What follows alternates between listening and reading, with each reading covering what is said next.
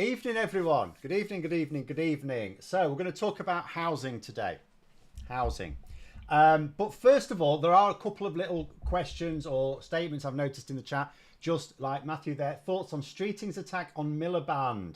So, bring that up later. I will go over, I have thoughts. Bring that up. I'm not going to do a video on it, so you may as well ask it here.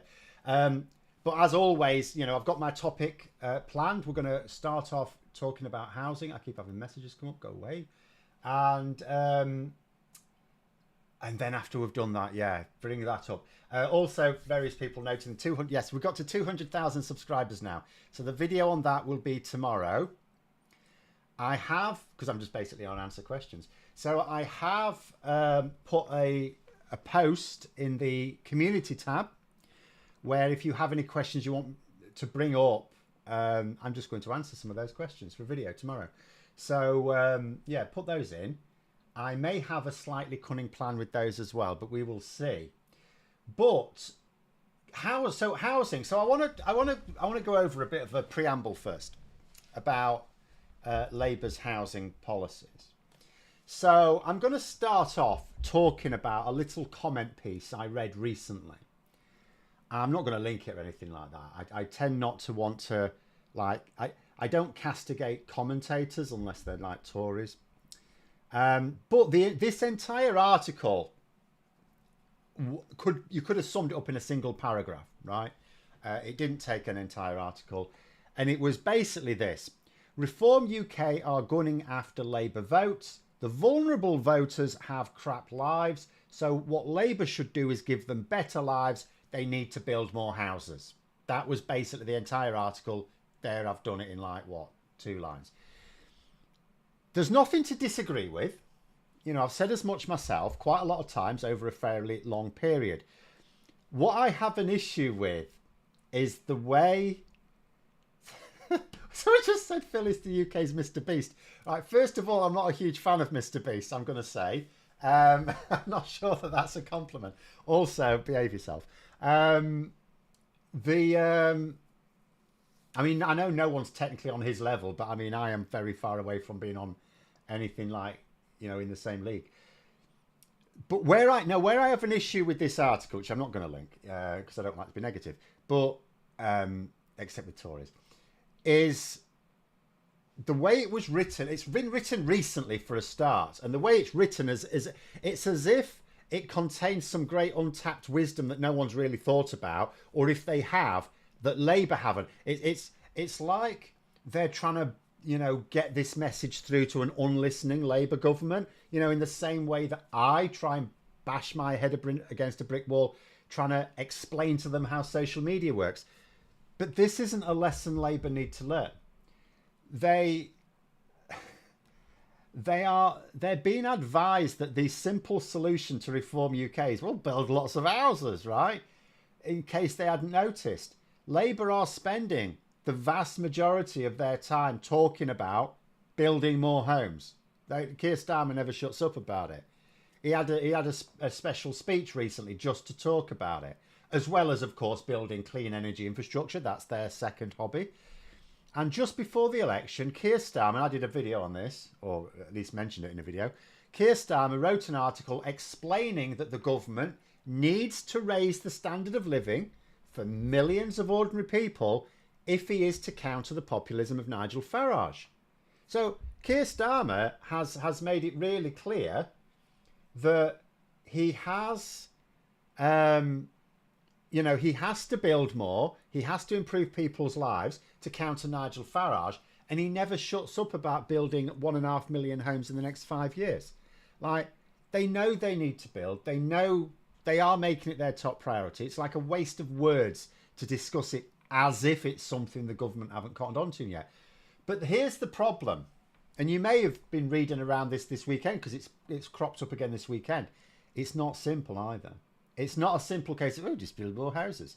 You know, there's another round of news articles this weekend. I've seen 2 new ones just today, that the building industry doesn't think Labour's targets are achievable. Not that they don't think Labour will achieve them, that they're actually unachievable. And it's not the first time they've said this. And the reasons don't require a lot of in-depth knowledge of the industry either. They're actually very simple.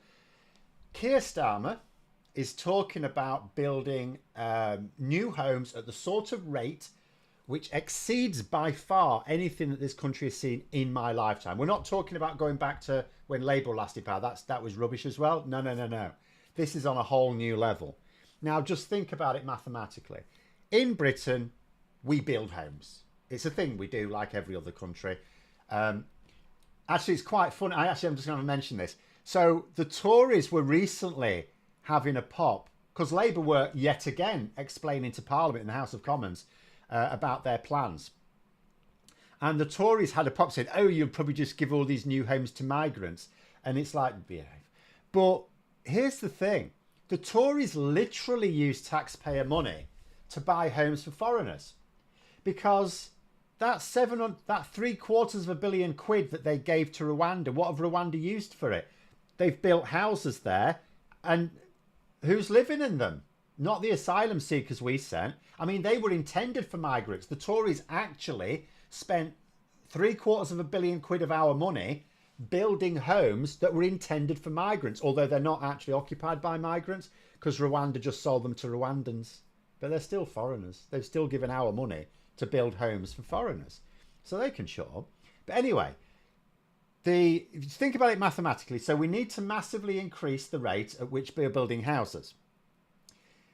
But here's the problem. We don't have the people to build them. Like, you know, we don't have experienced builders or plumbers or electricians or all the other relevant professionals sat on their arse on unemployment benefits waiting for a Labour government to come along and take advantage of their services. Like, a country generally has as many types of professional as it sort of needs. Or it certainly doesn't have more. Sometimes it doesn't have enough, but it certainly doesn't have more.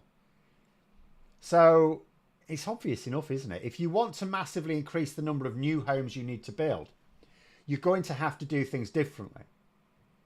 We're not producing enough construction materials. We don't have enough skilled workers. Now, in theory, you could import both of these, but Brexit makes doing those things more difficult. And in fact, the sheer number of extra we would need probably makes that unrealistic anyway. And of course, it makes it more expensive.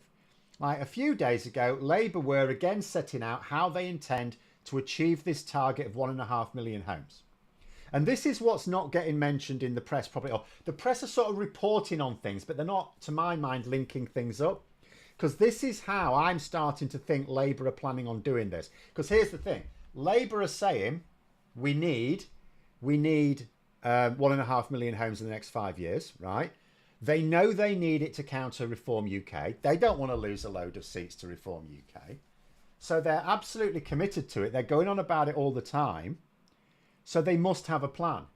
So when they announced their plan earlier this week, as far as I'm going to point out, I'm not a builder. I'm not a construction expert, right?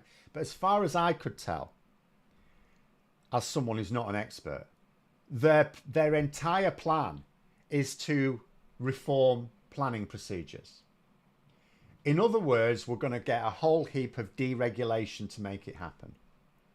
Because we cannot get in the sheer number of... We can get in more workers maybe with immigration. We can try and train some more, but that takes years, right? You know, you can't... you can't suddenly say to a load of young lads and ladies, would you like to become a builder, electrician, plumber, carpenter, whatever? Oh, sure, great. You can't suddenly within 2 years magic up experienced tradesmen. So it's deregulation. Now, some of the regulations are rubbish. You know, like, for example, being able to block a development because you don't think it's beautiful. That just allows NIMBY councillors to block anything they like without an excuse. Also, we should rethink the green belt, as Labour have done. I'm actually in favour of the way Labour have redefined effectively the green belt. I'm totally fine with that. But we can't get enough workers. We can't get enough materials, as far as I know, to build 1.5 million new homes in 5 years. That is what the building industry is saying. And I believe them. Now, I don't always believe an industry body when it says something like this, not because I think they're incompetent, but because they, when an industry body says things like this, usually what they're after is for the government to stump up more funding. But funding's not the issue here. Yes, it's private building. Builders will build homes and then people will buy them. They make a profit. So funding's not an issue.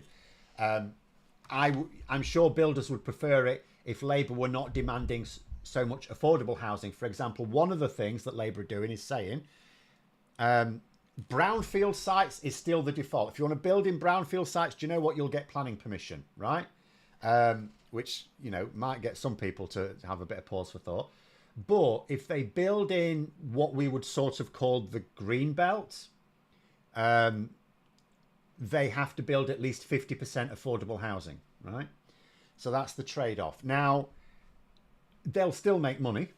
In fact, I would argue if resources weren't an issue, I suspect building companies would make more money under Labour than the Conservatives. Because sure, the Conservatives don't care about affordable housing, so you build what you want, right? But Conservatives also block a lot of housing developments. But getting skilled workers past our post-Brexit immigration procedures, I mean, you could do it, but it'd be quite difficult, be quite expensive, and have we got the time to manage it with the sheer number we need, right? The same applies with importing more building materials. Our trade border's already creaking at the seams. And then you come across comments. I saw this in I've linked it in the BBC article, but it's also been in other outlets as well. David Thomas of Barratt Redrow, for those who don't know, it's a building company, big one, said that in order to meet this target, the government would have to revolutionise three things, he said. They'd have to revolutionise the market, revolutionise planning, and revolutionise methods of production. Now, I don't know exactly what he'll mean by revolutionising the market. I can imagine things I would do to revolutionise the market. First of all, ban buy-to-let mortgages, right? If a house is for sale, you want idea. Yes, I'm not saying ban everyone who wants a home for like a holiday home, although I would make it more expensive to do so. I would try and restrict it. But that's the sort of thing you want to do. You want to try and avoid people having multiple properties. Sometimes, you know, I mean, you know, MPs need them, right? Sometimes people will do them. But try and restrict that. At least stop encouraging people to buy properties that are not for them to live in. That's one way of revolutionising the market. Whether that's what he means, I don't know. The second one is more clear cut. He says revolutionise planning. Well, Labour are already doing that. They are already doing that.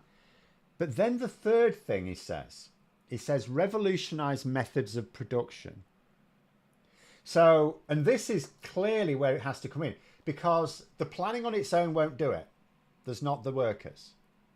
And this is what I'm looking at now. And I'm a bit conflicted by it because my instinct is to think I'm not sure about this.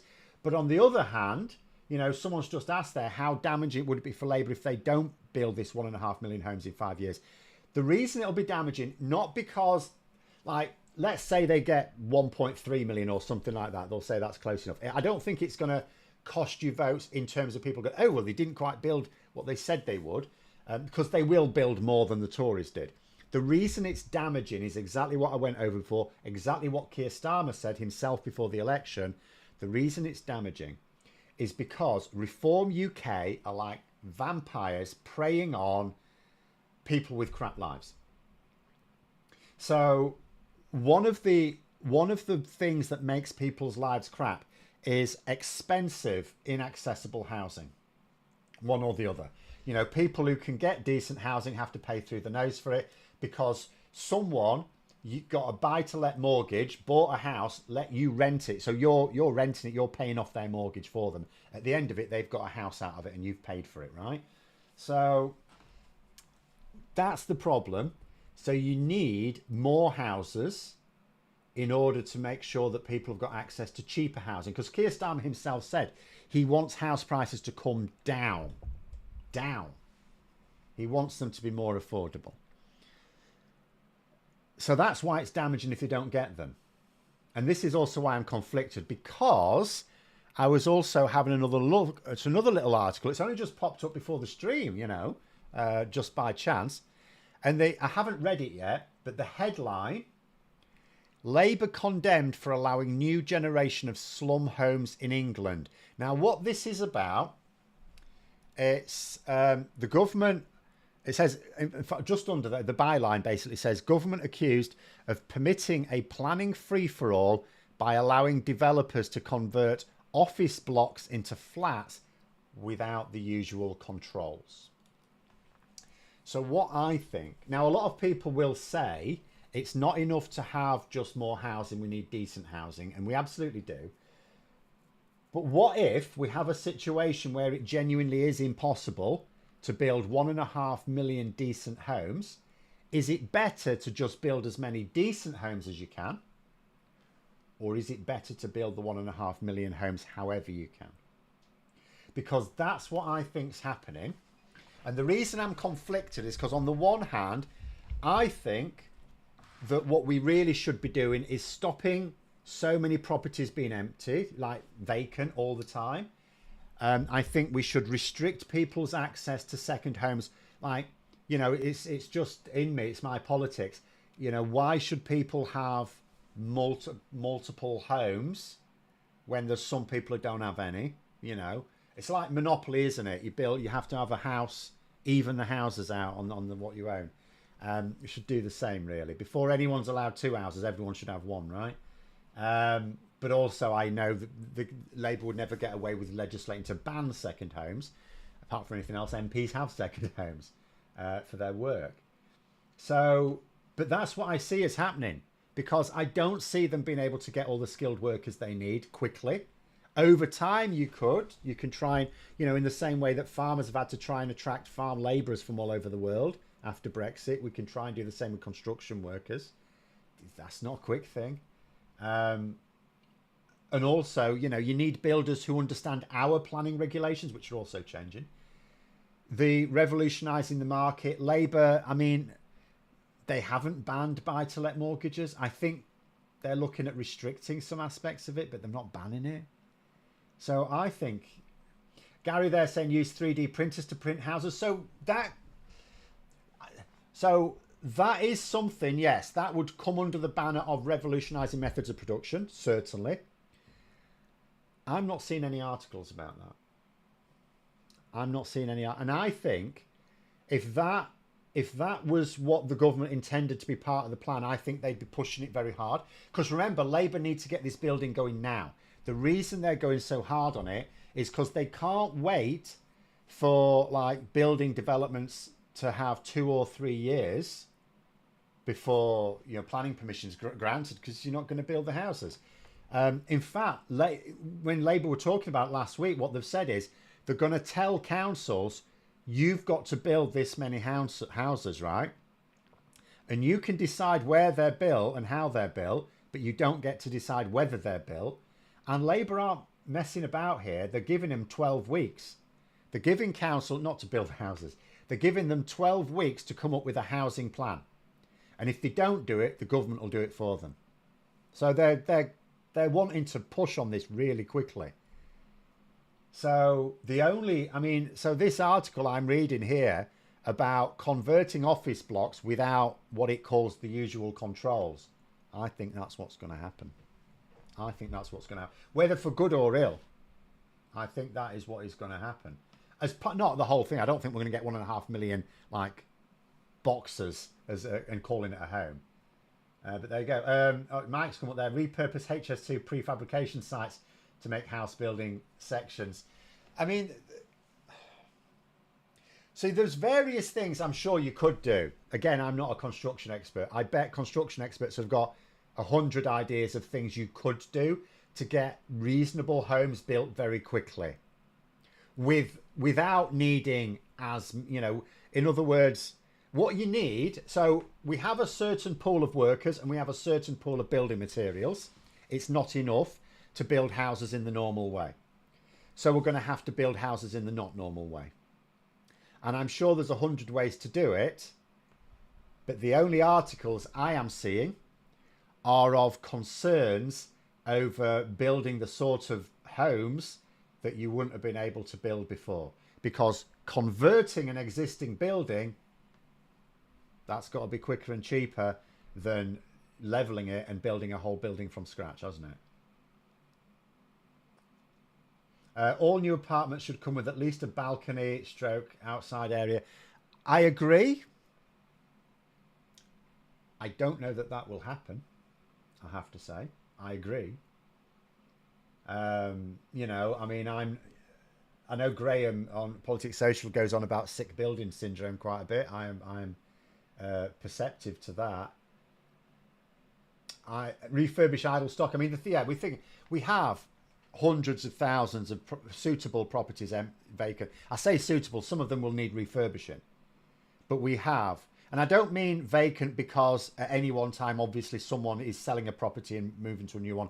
So there's always a period, or just moving, there's always a period of time when some properties are vacant, but it's not long term. I mean, there's long term properties that are suitable for housing that are just unoccupied for a long time.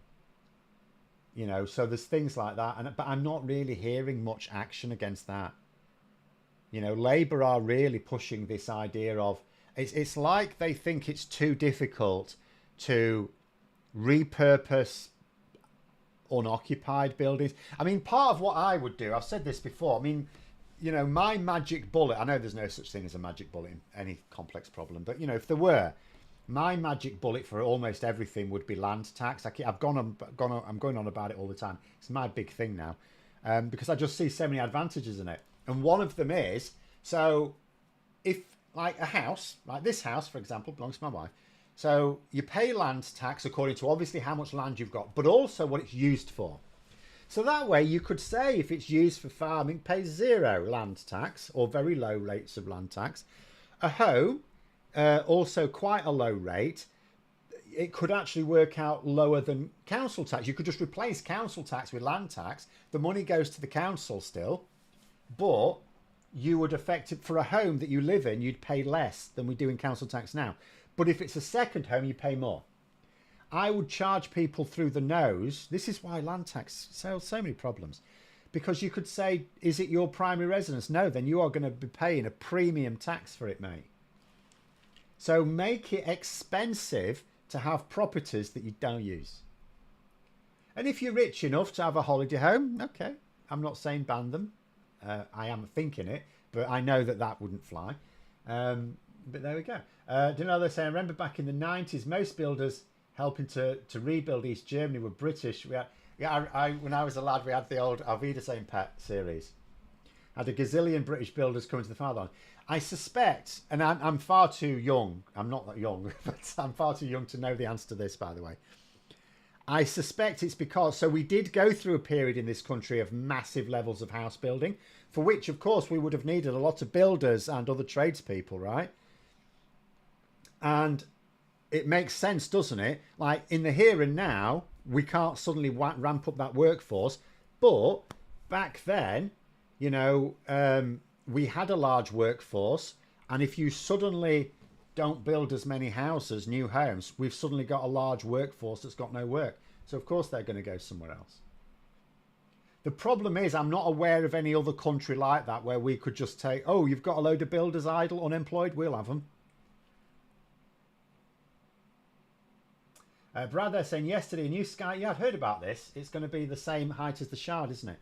Yesterday, a new skyscraper called One Undershaft got approval for being built in London. Whoever came up with that name didn't realise an Urban Dictionary definition gives a lewd meaning to undershaft. Yeah. Wendy, they're saying, love the idea of tiny homes. Yeah, I'm not... I mean, different strokes for different folks. I don't know. But... We need, I mean, people need access to decent housing. It's really that simple, and affordable decent housing. And if you are going to counter Reform UK, that's what Labour have to deliver. If you're going to, if Labour feel that they needed 1.5 million homes in the next 5 years to do that, or as part of the way to do that, then that's what they have to do. If you're going to say to them, we ain't got the workers to do it, then you're going to have to say, so we need a way of working out how each, and the workforce is too old as well, it's knackered, right? So we need to get that workforce to build more homes than they normally would. Obviously, we can't like crack the whip and make them work 24 hours a day. That's silly. So what you have to do is to get them building homes that don't take as long to build. I mean, that's really all there is to it. Because I am seeing absolutely no signs of any major push. Like literally, like Labour, when they set out their grand plans, all of it was planning reforms, all of it. There was nothing about making better use of vacant properties. There was nothing about restricting people's ease with which they can buy properties not to live in. Nothing like that. There was nothing about 3D printing. It was all planning reforms.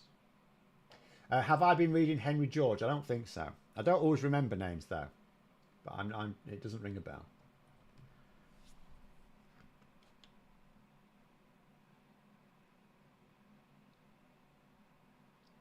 Problem is, it's very easy to build problem housing estates for the future. Where I live, some of the award-winning council estates built in the 1670s are now a nightmare. Yeah, well, that is the thing, isn't it? I mean, it's you can do something quickly, or you can do something right. And that's the saying, isn't it? You can do it quickly, or you can do it right. And I think Labour are doing it quickly. I'm not going to condemn it too strongly, because I do think it's out of necessity. Because I don't think anyone would thank Labour. Well, actually, Nigel Farage might.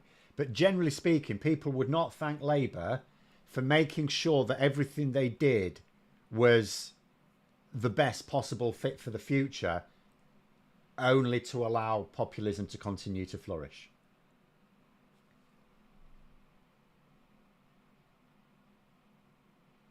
Don't think council tax can be reduced, as it only covers a fraction of local government costs. The councils are beyond title going bankrupt. No, you can. It's not me saying it. There's a Nobel Prize winning economist who said so. What you're missing is the fact they would actually bring in more, even if, because at the moment councils, okay, they get business rates. You'd still get business rates, and you get some money from central government. That's been massively slashed since the Tories came to power. And also, yeah, you get council tax. But there's a whole load of land that's not taxed at all. Massive swathes of land not taxed. So what would happen is, someone who owns a home in which they live pays land tax, but at a low level. Or if it's occupied by someone as their primary residence, so let's say they rent it out, you pay slightly high. See, we know that's always a difficult one, because we know the landlord will pass that cost on.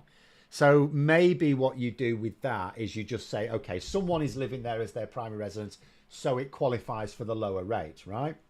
So that's the renter paying it effectively. But if it's a holiday home, you pay a much higher rate. It's not anyone's primary residence, so you pay a higher rate on it. Or if it's a big old field that's not being used for anything, it's not assigned, it's not farming, it's not assigned for rewilding or anything, it's not a flood defence, it's not a floodplain or anything like that. It's just, you're just occupying this land because, you know, it's for whatever reason, but it's not being used for anything sensible. Massive increase in tax. So councils would get more money coming in from land tax, because the multimillionaire landowners would be paying tax, which they're not at the moment.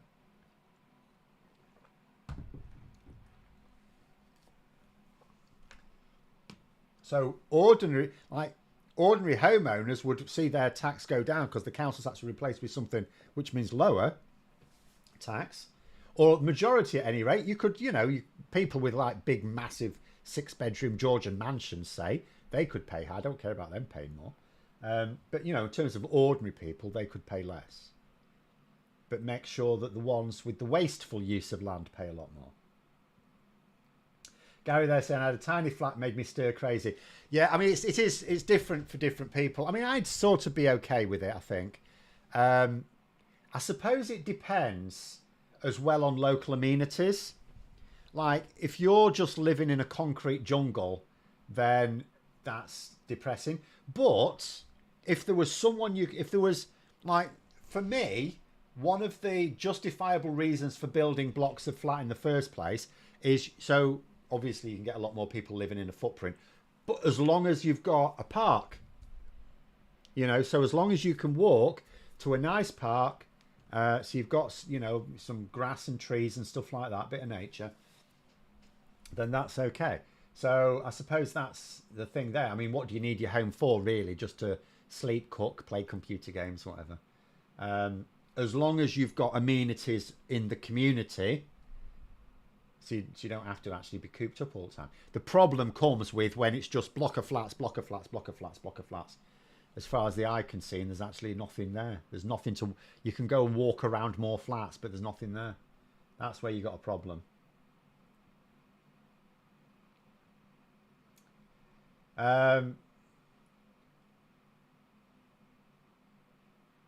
If they do good enough houses but plan for people to be able to do extensions and similar, that would work. Aim for starter homes with the ability to upgrade them. So, I mean, I think it's already the case that a lot of new homes don't have a lot of land. So expansion's tricky. Also, we've just had an extension built. It's not cheap. The price, I gather, went up a lot over the last few years, as you probably imagine. It would have been, I think it's probably doubled in price compared to a few years ago to get it done. But, you know, there it is. That was our big inflation thing, wasn't it? Some of the architects who designed the estates in the 1960s should have been prosecuted for crimes against humanity. I mean, I suspect it was the same sort of thing, though, wasn't it? It was, we need a load of homes really quickly. And we may end up seeing the same thing. We may end up seeing the same thing. This time, in order to counter the rise of populism. But it could end up with the same result. That being said, I am going to still say this. The homes are going to still have to be... It's not enough. Like, because there's two aspects of it. You know, if people's...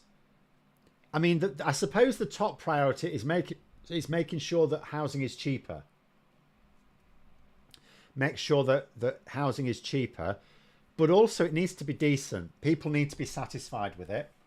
Otherwise, you're not really countering populism. I mean, Keir Starmer's not going to persuade people to stop voting for Nigel Farage by saying, oh, I hear you got some housing problems. Here's a cardboard box for you. Do you say in the 1950s there were loads of demob soldiers who needed work and it stimulated the economy to produce new homes. Ran out of steam under the Tories about 1954. Well, I mean, we don't have that either. We have, statistically speaking, pretty much full employment. I mean, obviously there are unemployed people. And there are people with jobs that don't pay enough to actually live, which is the problem. But we haven't got crap loads of people looking for work. And in actual fact, we don't have the skilled people anyway. Anyway, right, we can leave that for a bit. We can keep coming back to it if people keep putting things in. But Matthew has brought back the question again about Wes Streeting. So, for those who don't know, Wes Streeting, it's a bit of an arse if you ask me. I will go back to when. I remember when Keir Starmer promoted him.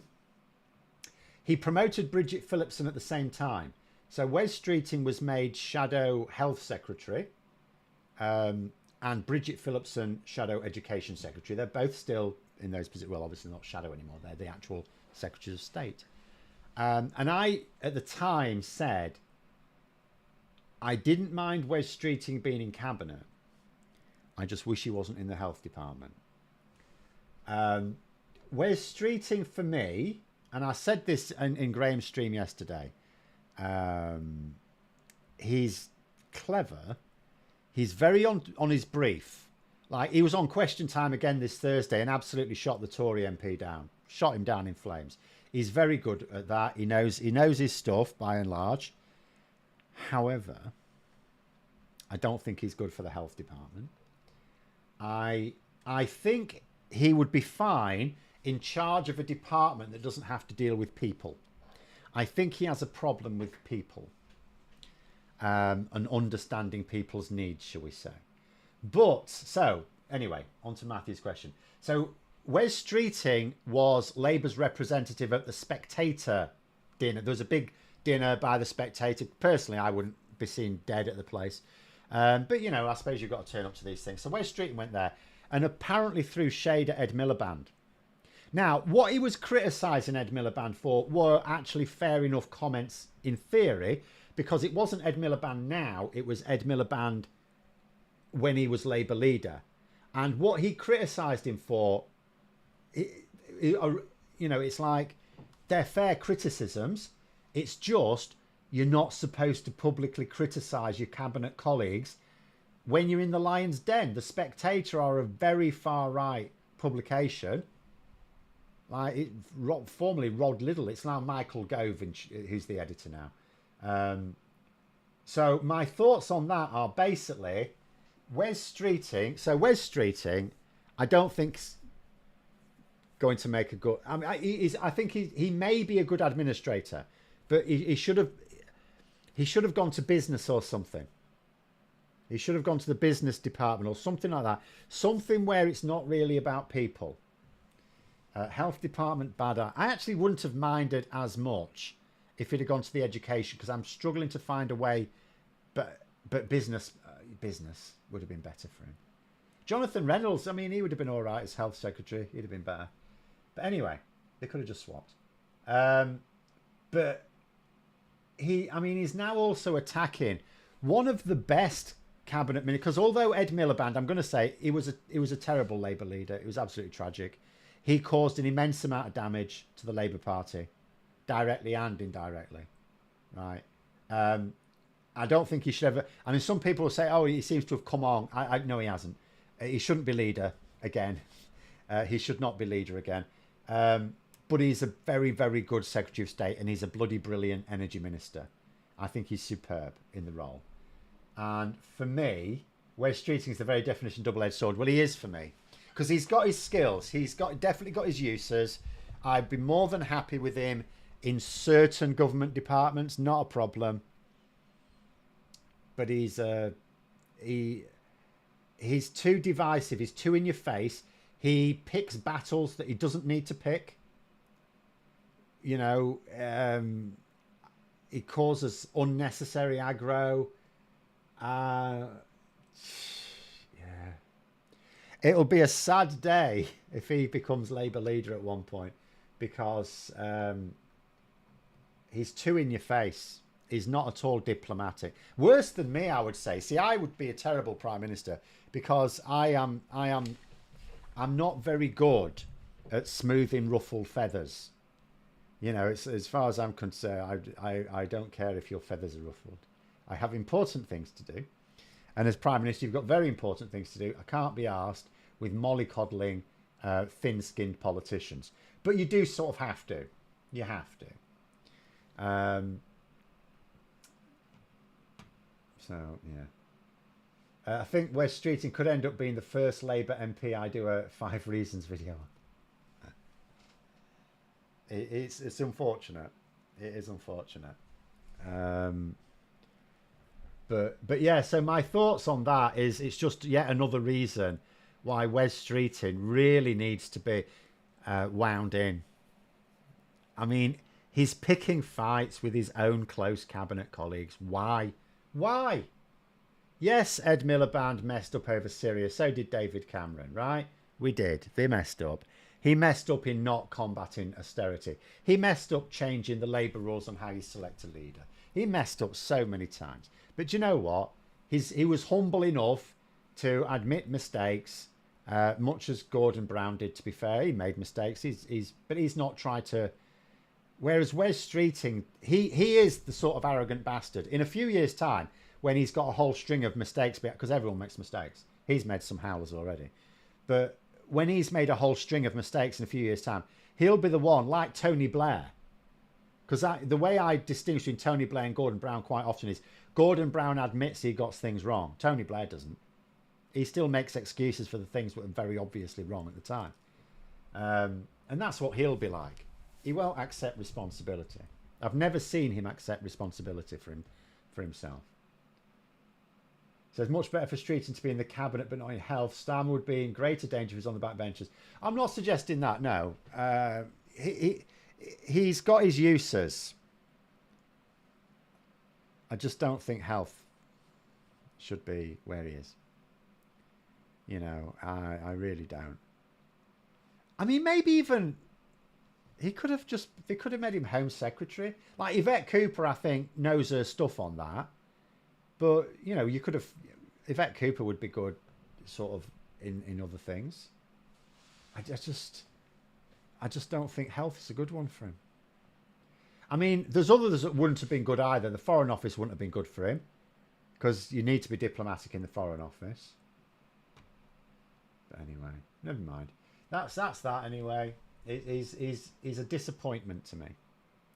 I say he's a disappointment. That's not quite true. I've never really warmed to him. But there we go. Punny say I'm kind of good at ruffling more feathers. It's more fun than smoothing out. I have sometimes deliberately ruffled feathers, but I generally don't. I generally don't like people being upset. I appreciate diplomacy.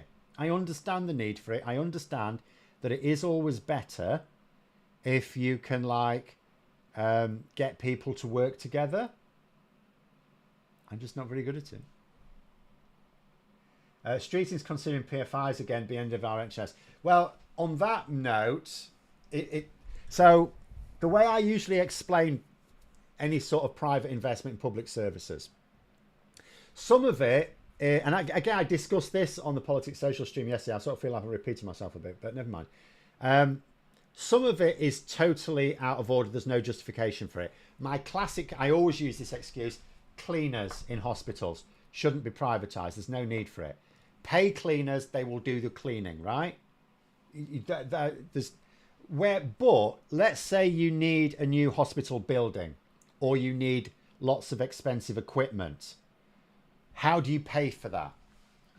Because when you're talking about people, staff, you're just paying their wages as and when they're doing it. If you get those staff as agency staff from a private company, you're paying their wages and you're paying the profits. That's just extra money being thrown out the window. Don't do it. But if you have to buy a load of medical equipment or like a new building or something, then you're talking about an upfront amount of money for something that could last 20 years, say.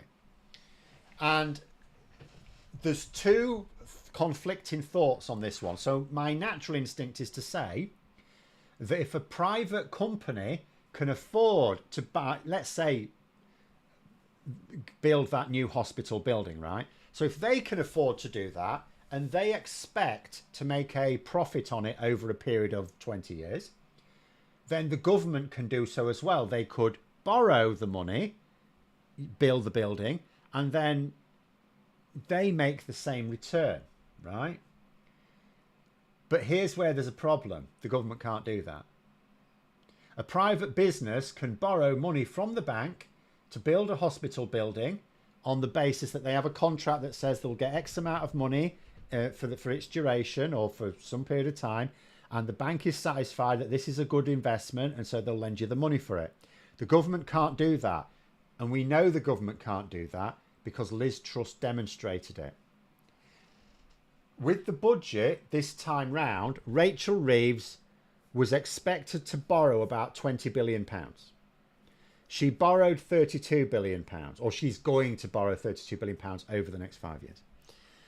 And there was a bit of a market wobble because they were expecting, but then they sort of thought about it, and investors have basically said, yeah, okay, this is more than we were expecting, but okay. So we know that there are limits. If the government borrow too much, then the pound crashes, because investors pull out the gilt market, the pound crashes, right? That's all there is to it. And then the government's over. Forget it. Finished. Even a Tory government backed by the media couldn't survive that. Labour government, not a cat in hell's chance. Keir Starmer and Rachel Reeves will fall like dominoes. So what do? You've got a choice. You can borrow so much money and you can tax so much money. What do? You either live within your means, in which case you don't get as much investment, you lose the next election because you haven't actually turned the country around, or you invite private investment as a short-term fix. And that is the difficulty of it. So although I am opposed to PFI, particularly in the NHS, I don't argue against it too strongly, because I also know that the alternative is also shit, that there is no easy answer to it. Anyway. Prior to that, I tend to run on logic, usually to a painful degree, and end up ruffling feathers because I don't take emotions into account when presenting plans. Yeah, I'm a bit like that as well. I'm not autistic or anything. I'm just very, very focused on practicalities. And I have very thick skin myself, so I often don't take account of the fact that other people do not. But even when I do think that sometimes people are a bit thin-skinned, I also don't care. Would Jenrick have been a stronger lead than Badenoch? No, he'd been worse. I actually think Badenoch was the better choice, actually. I thought she was the least mad choice. No, Jenrick's worse. He would have more credibility on immigration as he resigned. No, he'd have less credibility on immigration. You say he resigned from the cabinet. He didn't. Well, he did. But he resigned from the cabinet after he'd already been the immigration minister that delivered the highest immigration on record. So, no, he doesn't. Absolutely would not get a pass on that. He'd be even more culpable than Badenoch. Like, Badenoch was business secretary. So, although, like, she didn't really do anything. Like, she'll talk about the CPTPP, but she didn't do anything for that. It was predecessor who started the ball rolling. She didn't even finish the ball rolling. But she also didn't cock anything up. There was no... You can't point to anything that she massively cocked up in the cabinet. So Badenoch actually has a more secure... Badenoch's problem... Well, she's got many problems, but one of her big problems is it's the Tory record, not her personal record that's her problem. Whereas Jenrick has a personal record of failure. And he is implicated in the Rwanda plan as well. All that mess.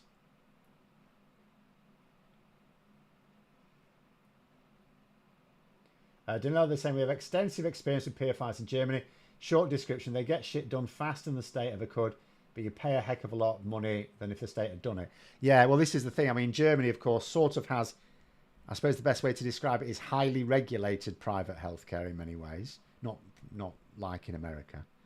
But yeah, it is. I mean, it's a good quality healthcare system, but it is very expensive. But that's the problem we have to live in. The government can do a lot of things. It cannot change the nature of the economy. It's like a government cannot come in and just say, that's it, we're not using capitalism anymore. It's like, yeah, we are. Because until the rest of the world says otherwise, we are. Missed my question. Yes, I often do, Em. It says, here's a question for you, but nothing to do with politics. Do I know what Hogwarts... I've read Harry Potter. I know very little, though. Do I know what Hogwarts house I'm in? No. I can't even name them. What is there? There's Slytherin, Gryffindor, Hufflepuff, Ravenclaw. Okay, maybe I can remember them. But I couldn't tell you the characteristics of all of them. Other than Slytherin are supposed to be cunning. Not always evil, I think, but cunning. And Gryffindor are just supposed to be idiots. I think Gryffindor, the way I got the impression what Gryffindor are from the books, is that they're basically Tim Nice but dim. So they're not very clever, despite Hermione being in there. But they mean well. And I couldn't tell you anything about Ravenclaw or Hufflepuff. I ain't got a clue. I read the books once. I read each book once and watched the films, and that's it.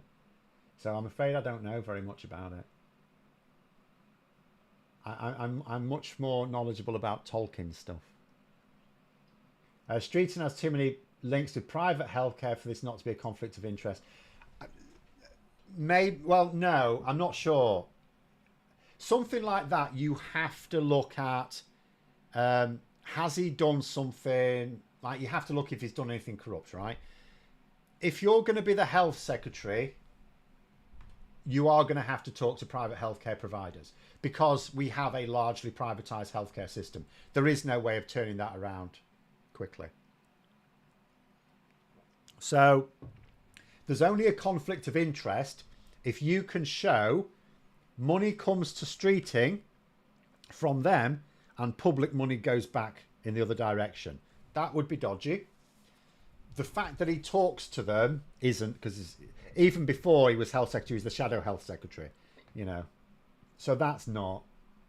keep an eye on it. I'm not saying, there's nothing to see here, but until you see money going, like private money coming to one place and public money coming from that place back again, there isn't really anything dodgy. So the government can't just change the economy, but Carbonites kept coming out saying he would have done just that. No, he wouldn't. What he would have done, and they knew they were going to do this, what he would have done was what Liz Truss did, for better motives, arguably, but he would have still done the same thing. And then the pound would have crashed, and that would have been that. And whatever he used that money to buy in terms of national assets, the Tories would have come straight back in and sold it off to their mates cheap again, and that would have been that. And then Labour, every general election from after that, Labour would have said, you see that debt there, that national debt? That's Corbyn's vanity project, that is. Because the Tories will say they had to sell it to recoup some of the money. So although they say that, yeah. Not sure I've seen this, but Richard Murphy said nationalisation does not cost the taxpayer anything since they're paid with government bonds. What are my thoughts on this? My thoughts on this, again, is what he argues for is what Liz Truss did. And we saw how that worked out. It does cost. It's an absolute nonsense. He's one of these people who goes, because money doesn't really exist, which it doesn't, you can do what you like. But although money technically doesn't exist, you have to maintain the illusion that it does, otherwise the whole system collapses, right? Because, you pay someone for some work in money, you get whatever, £100 a day, say, for your work. That's fine because £100 has value, and you know what that value is. If you suddenly say, oh, it's all an illusion, it's just numbers on an Excel spreadsheet, it's not worth anything, they won't do that work. You collapse the entire economy. So, no, Richard Murphy is one of those who, of course, he's an economist, don't get me wrong, so economics really needs to fit in the real world, and he doesn't. Because the sort of stuff he argues for is madder than what Liz Truss actually did. And she is now it's really simple. She's the shortest serving Prime Minister, and for a reason. Because she did something utterly insane. Murphy argues for things that are even more insane than that. Gryffindor traits of bravery, yeah, I said stupid. Daring and chivalrous, yeah, stupid. Hufflepuff are kind, trustworthy and hardworking, okay. Is that why Ron wasn't allowed in? Ravenclaw, wise, intelligent and quirky. Oh, I'll do that one. That'll be me. Slytherin, ambitious, resourceful and shrewd, yeah. I'll do Ravenclaw. That sounds all right to me. Say Hufflepuff are nice but dim. No, that's not how I got it.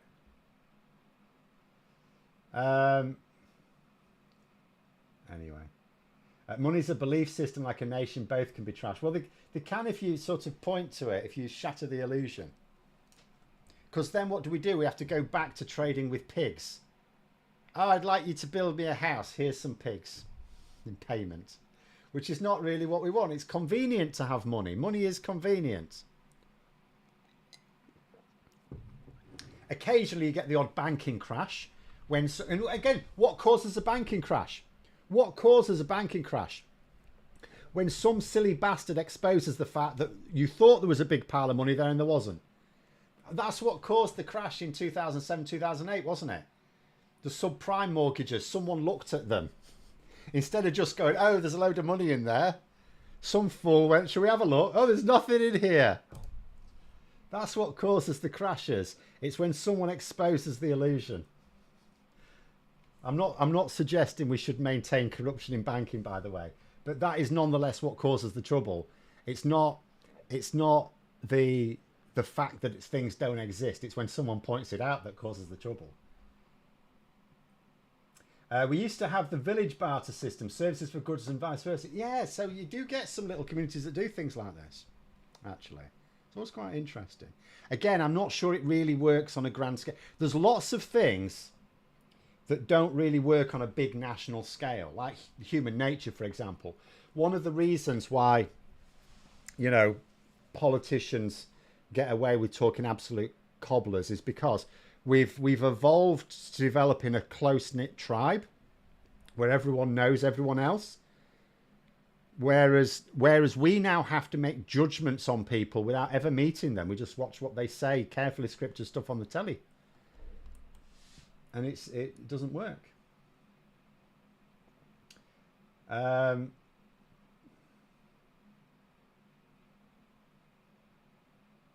So Richard Murphy's an accountant, not an economist. Well, I'm not going to get into splitting hairs. He's a professor of economics, so that's good enough for me. There's never been an economist, just pretends he is. But all I do know is that, see, the thing is, like, I'm not an economist, but I do know that some of the things he argues for have been done, and they've gone badly wrong. So yeah.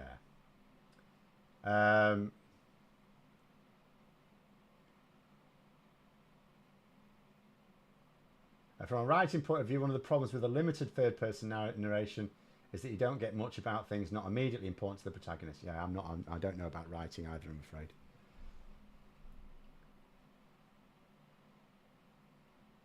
afraid.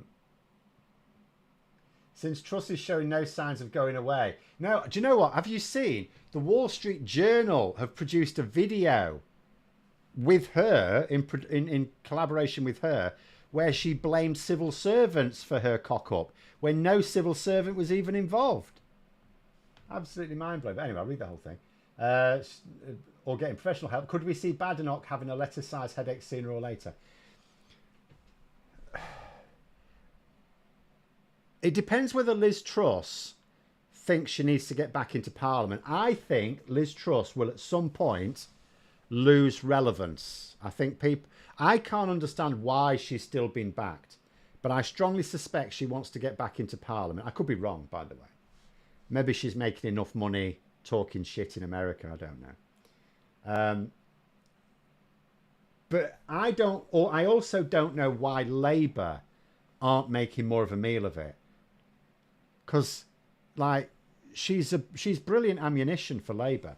All they have to do is say what the Tories want to do is to get Boris Johnson and Liz Truss back into Parliament, and then when they're in government, they want to make Boris Johnson Prime Minister again, and they want to make Liz Truss the Chancellor.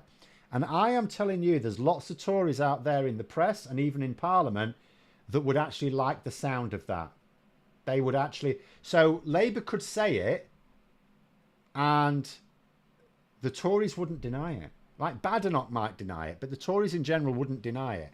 I think that could cause a bit of a split with them. Force Badenoch to disown Liz Truss or back her. Either way is a disaster. If she disowns her, she's creating a divide within her own party. If she backs her, she's creating a divide with the public as well. Although I have to say at the moment, the way Badenoch is going, she's doing a sterling job in making the Tories irrelevant. As I say, the danger is Reform UK. I've got various Reform UK fans in the comments on videos going, "Oh, you do the video Reform UK." It's like, yeah, that's because they're like, you know, a serious danger now. The Conservatives at the moment, if Reform UK were just bumbling about, if they were just, you know, nicking a few Tory votes but otherwise not really doing much, if they were like UKIP used to be, I would have no concerns for the next 10 years. Because the Conservatives are clearly not even intending to get themselves back in contention. Reform UK are the danger at the moment. I mean, there's all sorts of... fragmentation of the vote is a big danger, but I mean, my solution to that is electoral reform. That is my solution to that. And if Labour don't pursue electoral reform, then they are... If they lose an election due to fragmentation of the vote, then that is on them. That's their fault. Because they have a way to prevent it. Not the fragmentation, that's going to happen anyway. But they have a way to prevent the Tories getting back into power on the back of it. Money is just an elaborate IOU system. Well, it literally is. I mean, I haven't looked at this for years. I don't imagine they've changed it. You know, it literally says that on it, on a banknote. It says underneath here, I promise to pay on demand. I promise to pay the bearer on demand the sum of £10 in this case. So it's written on it. It is an IOU. Yeah, of course it is. That's all it is. But people perceive it as having value, therefore it has value. Yeah. It's like, you know, persuading some people to give you their land for a few baubles. If it has value to someone, they'll give you it. But anyway, it says Starmer's refused PR anymore anytime. No, he hasn't. He's just not. He's never ruled it out. He said a silly thing before the election. That was just before the election. I would ignore anything he said just before the election. He says Starmer will not do electoral reform, and nor will the Tories. They both benefit. Labour do not benefit. This is my whole point. Labour powerfully do not benefit. What happens with the Labour government, right? They come in, they improve some things. Things get better. Last time Labour were in, they left the NHS, the most respected healthcare system in the world. Bar none. Top healthcare system in the world, according to its patients. Had the most confidence of anywhere in the world, right? Now it's not. Now it's a laughingstock. It's the worst in the G7. One of the worst in the G20. It's absolutely dreadful. We knew some Ukrainian refugees, right? Fleeing war. They used to have to go back to Ukraine to see the dentist. That's how bad our healthcare system is now. And that's what happens. Some people, yes, there are some people in Labour who think it's better to have 100% of the power for 10 years, even if it means letting the Tories back in intervals. But it's like, no, because what you build in 10 years, they will wreck in 2. Because it's really difficult to build up public services, to build up people's incomes, to build up standards of living. That's difficult, and it takes time. It takes no time to trash them all. You could do it overnight. Easy. 2 budgets, no problem. You just sell off all those national assets, do that in no time at all, and you just stop putting public sector wages up so that they go down in real terms. That eases the pressure on the private sector, so they start to stop offering such lucrative pay rises as well. You can knacker living standards in 2 years flat, easy. So Labour are mad if they think it, even if you could say to Labour, you can be in power for 15 years at a time. If you let the Tories in for 5 years, then you're back in for 15 years. Even that's not worth it. It's powerfully in Labour's interest, because with proportional representation, there's a good chance that Labour could actually be in power for decades. It's just that they would have to share power. They'd have to work. They'd have to build bridges with progressive parties. There are progressive parties. There's enough progressive votes out there for Labour to remain the senior partner of government for decades. Not forever, because at some point they'll end up getting an arrogant leader in who thinks they're the big I am, and then their coalition partners will drop them for the Tories, right? But anyway, Maureen, this, I want to know where all these builders are for building the 1.5 million new homes. So I did actually cover that earlier in the stream. Basically, we haven't got them. Which is why, if we're going to get 1.5 million new homes built, if Labour in 5 years' time are going to say, there, we did it, it's not going to be the sort of homes we used to. Put it that way. I just described Wales. I did just describe Wales. And Wales is going full PR. I'm not sure I would go full PR. Well, it's not. I suppose it's not quite. But anyway, it's going more PR anyway. It's going to be a proper PR system. Should we say that? It'll be the only proper PR system we have in the whole of the UK from 2026. Gerdit there saying, my ideal parliament is Labour with a comfortable but not a large majority with the Lib Dems as the main opposition. Yeah, well, that's mine too, because I'm a Labour supporter. But, you know, there are other people who would like them to be in coalition with someone. Doesn't have to be the... Remember, if we had PR, could easily be the Green Party. You know, in a few years' time, as people adapt. SFAT's there saying, like, Danish Labour, SD, they haven't won elections maybe ever, but they're in power for a long time. And that's all you want. You just want to, basically, you just want to keep the Tories out. The Tories are unlike most, well, the Reform UK these days as well, they're even worse. They, like Lib Dems, Labour, Green Party, SNP, Plaid, you know, a few others. They genuinely want what's best for people. They really do. They just disagree about what that is. But they all do want what's best for people. The Tories and Reform UK don't. They want what's best for very wealthy people who already have everything they need. Right? You know, they're backwards. Reform UK and the Tories exist to protect those who need no protection. Alex, they're saying countries like Spain have huge youth unemployment. Governments might be receptive to a scheme to train them and give them a job. Yep, I absolutely agree with that. You know what I'm going to say about that, though, don't you? I'll give this as my last thought, I'm afraid. So Labour, as we've just been discussing, one of the big reasons they absolutely must build more new homes is to counter Reform UK. It could just be argued if a massive influx of migrants in order to make this happen could well encourage Reform UK. So, yeah, another thing that Labour are going to want to have to do is they are, I mean, obviously where we have skill shortages, the only way, I mean, you can train, but training takes years. And we should still train, but that's a long-term thing. We are going to need immigrants, but I don't think Labour are going to be on board with an idea of bringing migrants across and then having to train them, because then you get the worst of both worlds. You don't get the skilled workers, but you do get the immigration figures. So I'll leave it there, I'm afraid. Again, politics is very messy at times. But there we go. Thanks very much for coming on, everyone. Have a great rest of evening. And until next time, I will see you later.